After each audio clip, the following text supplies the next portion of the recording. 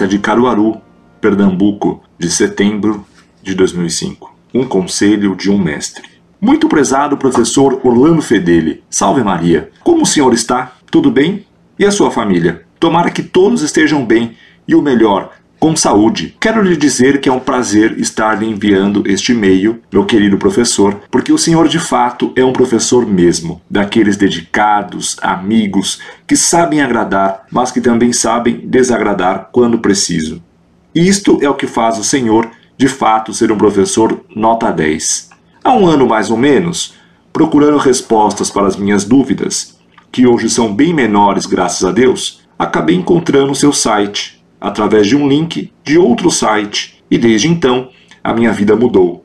Já não é a mesma como antes. Mudei, meu caro professor, minha forma de ver as coisas, o mundo, as pessoas. Sabe, seu site foi um dos colaboradores para esta luz.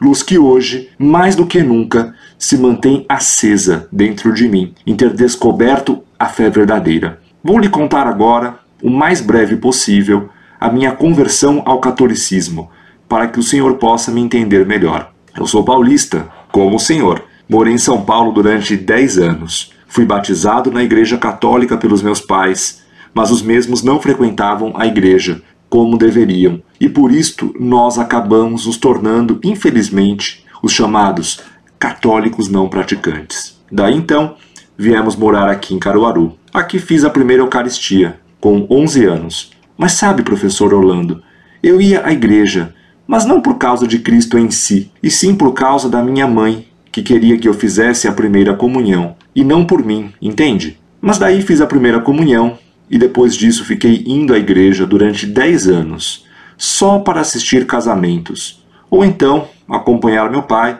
nas terças-feiras na missa de Santo Antônio, do qual era devoto. Só que meu pai estava doente, com câncer, e chegou um momento que ele já não podia mais ir para a missa, e com isto eu também deixei de ir. Em 2001, depois de uma discussão com a minha mãe, que dizia que eu era tão católico que nem ia para a missa, que eu resolvi ir. Comecei indo no sábado, depois mudei para o domingo, que é o dia do Senhor, não é, meu caro? No ano passado, me crismei. Até aí tudo bem. Só que ao longo do ano, o catequista disse-me que se a gente quisesse se informar melhor sobre a igreja, que procurassem livros, sites, etc. Foi o que eu fiz, ao procurar respostas para as minhas perguntas, como disse no começo desta carta.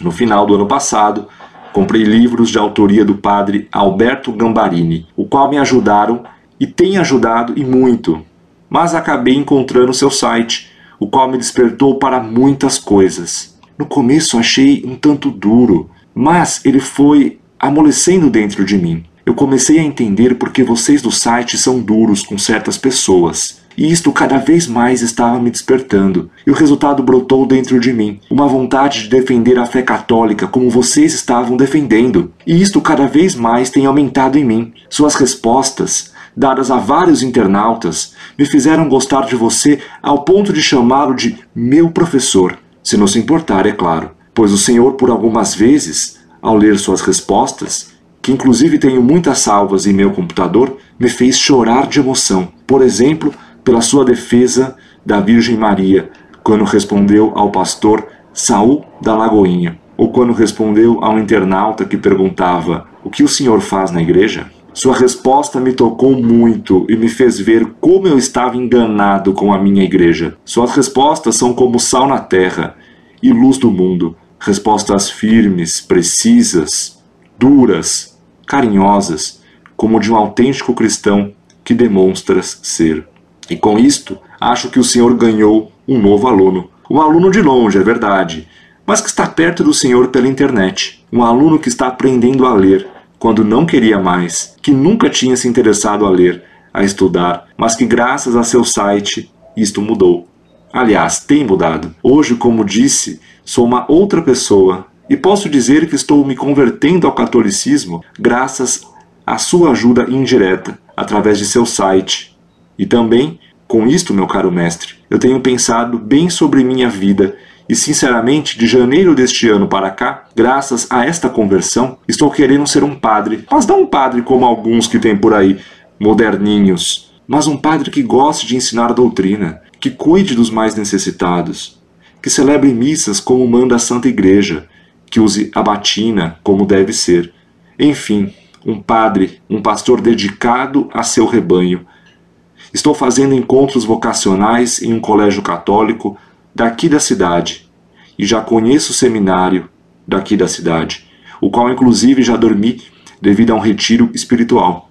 Eu sei, meu caro mestre, dentro do que eu li em suas respostas, as cartas faltam padres, igreja fria e retardada, sem querer ensinar o Padre Nosso ao vigário, etc. Li todas as respostas que o senhor deu a esses internautas. E aí eu lhe faço uma pergunta. O senhor acha mesmo que vale a pena ser padre hoje em dia, do jeito como a igreja no Brasil está?